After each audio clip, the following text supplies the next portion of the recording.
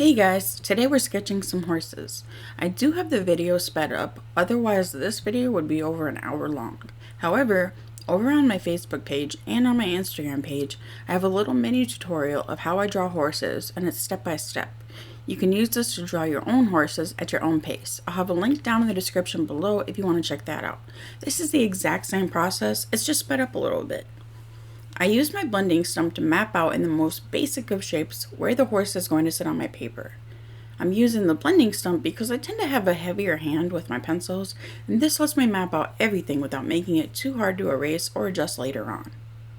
After I have everything about where I want it, I come in with my lightest pencil. I believe that I use an F pencil for this, but really, as long as you're just lightly drawing, whatever pencil that you have is going to work. You don't need fancy pencils or a whole bunch of pencils. I am using some reference photos from Pinterest. I'll have the link for those in the description below too. You need references. Even when you want to be able to draw your own art from imagination, the key to making it believable, like it's a real horse, is using reference photos. When I'm drawing this small, you're not going to be able to get a high level of detail, so you really won't be able to see things like the eyelashes or the little whiskers, so don't get distracted by that stuff. At this stage anyway, I'm only trying to figure out their placement. The most important focus at this stage is just making sure that my anatomy is correct. I'm laying down marks, and then I use a kneaded eraser to gently lift up without erasing them completely. I don't want my lines completely gone when I erase, because then I tend to put the exact same lines down over and over and over. This can kind of wear out my paper, and this way ensures that I can still see where those lines were and that they were a mistake and be able to adjust from there. As you can see, I struggled a little bit with the legs on this one, so I took it right back to the basics of using circles at the joints to make sure that they were all kind of aligned. Because of the way that he's standing, all of his legs are going to be just about the same distance from the body. After a few tries, I was able to line them up where I wanted them. It doesn't have to be perfect. If you look at the reference photo that I was using, it's not exact to that. There are ways that you can get your drawing to look exactly like the reference photo, like using the grid method or tracing. I've been working solely on freehand drawing the last few years, and exact likeness just isn't really the vibe that I'm going for anymore. Another thing that's important to me at this point is making sure that the chest and the front legs look like they're in the front. The shoulders line up right behind the neck, and then the roundness of the belly is in front of his back hips, because that's how we're going to show which direction that he's facing, and that he's not flat or one-dimensional. After that pass of detail, I'm coming in again with my blending stump. This time, I soften out some of the lines that I put down, and I'm adding shadow, but I'm also adding depth to some of the muscles, particularly in his neck, chest, and legs. The way that the shadows sit, for instance, on the knees, so that they stick out farther than the legs, and that they're kind of knobby, not just shooting straight down from his shoulders to his feet. I also use my Tombow mono eraser, which is just an eraser that's kind of in a pencil form, and that kind of lets me be more precise to clean up the edges a little bit.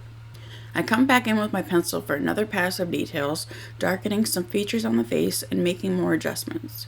I made the eyes a little bit smaller and sitting up a bit higher on his face.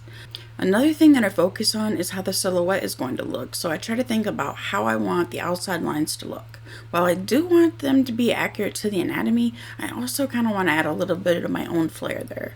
I try to use more flowing lines around the shapes of the leg muscles, and I even make the legs a little bit skinnier than they actually are, because I think that it makes the horse look a little bit more dainty. They're such big, powerful animals, and it's crazy to think that they've got so much weight and power sitting on what seem to be little skinny legs.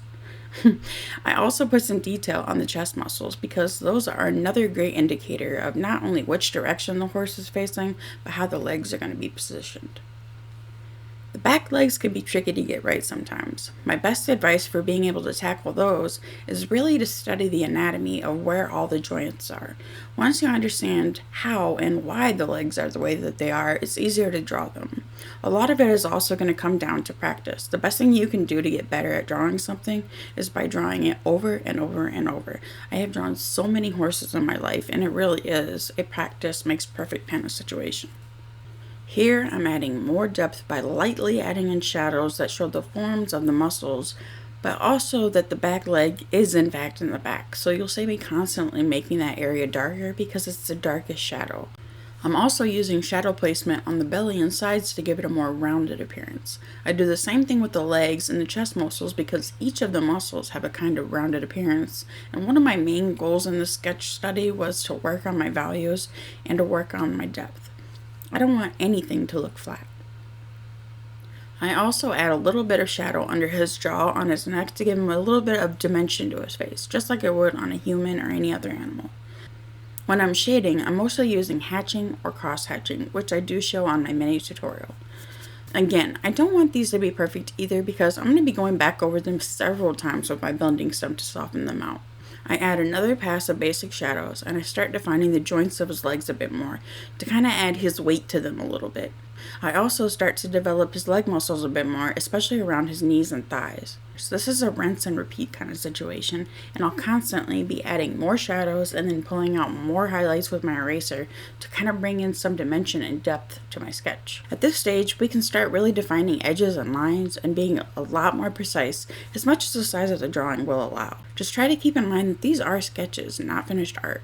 You can add as much or as little detail as you like, and sometimes I only do the line work and less shading. It's all down to preference and what you're trying to accomplish with this sketch.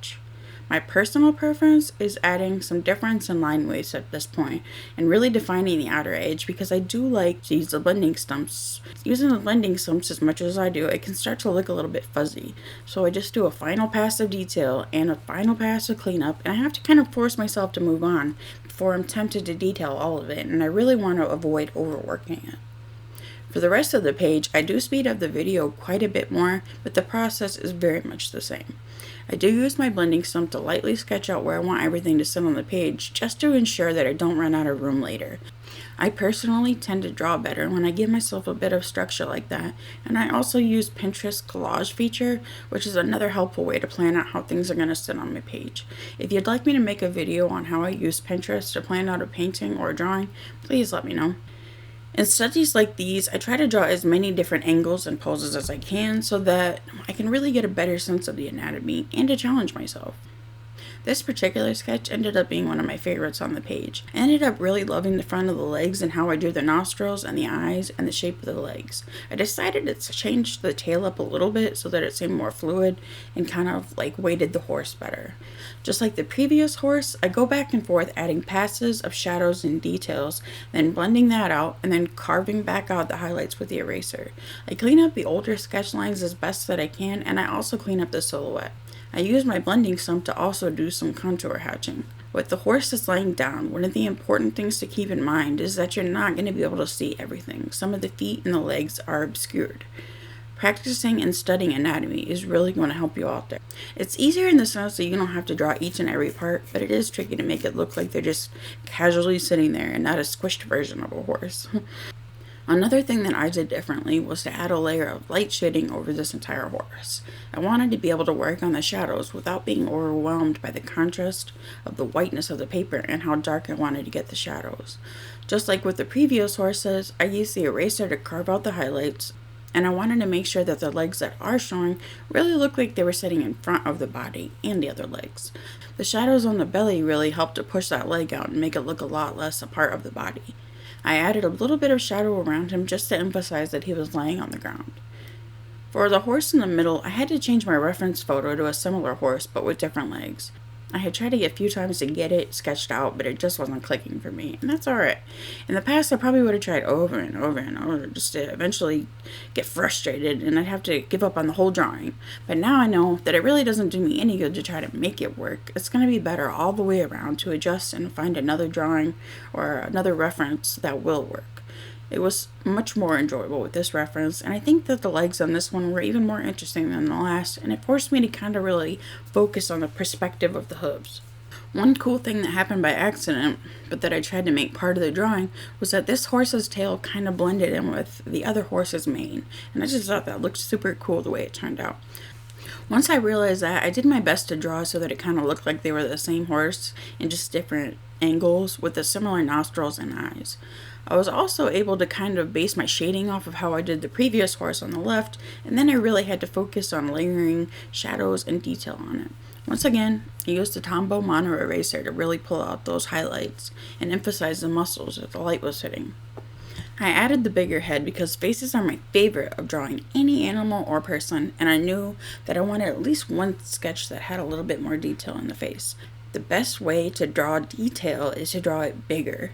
Again, I sketched it out with the blending stump, and then I came back and started adding definition with my pencil. My favorite part of the drawing is when I get to show the lights in the eyes because they really bring the drawing to life. I love being able to show that sparkle.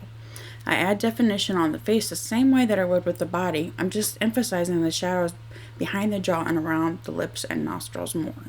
I'm also trying to make the hair on the forehead and mane appear a little bit more wispy than it showed in the reference. In the reference photo, that hair was cut kind of blunt. Up closer, you can see the hairs on the ears as well, and it was important to me to get the shape and direction of them right. Instead of trying to draw the hairs on the face, I was more interested in getting my values correct and making sure that the area around the jaw was as dark as I needed it to be, but still showing some of the definition of the neck muscles. It's the same process on the face, adding layers of shadows with my pencil and then softly blending it out with my blending stump and then gently pulling out those highlights and coming right back against those highlights with another layer of darker shadows. It's kind of like we're sculpting but with a pencil. It kind of started going wrong here because I was forcing it when I was really tired. For the life of me, I could not figure out why it looked so weird. And I ended up fiddling with a lot of parts that really didn't need to be fiddled with and darkening things just a little bit too soon. It's kind of hard to see because of the angle of the paper in the camera, but I drew this muzzle just a little bit too long and big, which just kept throwing me off. But since I didn't realize that it was off, I just kept adding more and more detail, and I was figuring that I could fix it later when I figured out if I was just wrong or if I was just tired. Most of this on his face, I did end up erasing and shortening it so that it looked somewhat better. It's really important that when you are finding it hard to get right, instead of getting frustrated or overworking it or erasing it or even just trashing it, just take a break, get up, walk around, and then come back at it with some fresh eyes. You and your drawing will be better for it. To fix it, I took a picture of my sketch with my iPad, and then I took that photo into Procreate, and then I used the liquify tool to see how I could easily adjust my drawing without erasing the entire thing. Doing it this way, I'm able to see exactly what's off without having to redraw it over and over, and this way, it saves time and your paper. If you guys would like to see how I do that, please let me know in the comments, and I can make a future video on it. Just recently, I came across a horse that I had drawn when I was younger, and I'd love to see the difference in my skill level. Sometimes I can look back at older drawings and just cringe a little. I think most people do. But it's part of growing as an artist. The person that drew that horse would be amazed that we can draw horses as well now. And I'm sure in another 15 years, I'll be cringing at the mistakes I made in this video's drawing. It is all a part of the growth process. If you look back at my past videos, you can see that there's quite a gap in that time, but I am back to recording videos now. Things may be a little bit different in upcoming videos, but I hope that you'll stick around for the journey. As always, this is just how I do things. Art is all about finding the way that you like to do things, and there is no right or wrong way. If you found this video helpful, please don't forget to tap the like and subscribe, and let me know in the comments what you'd like to see from me in future videos. Don't forget to draw something today, and have a great day.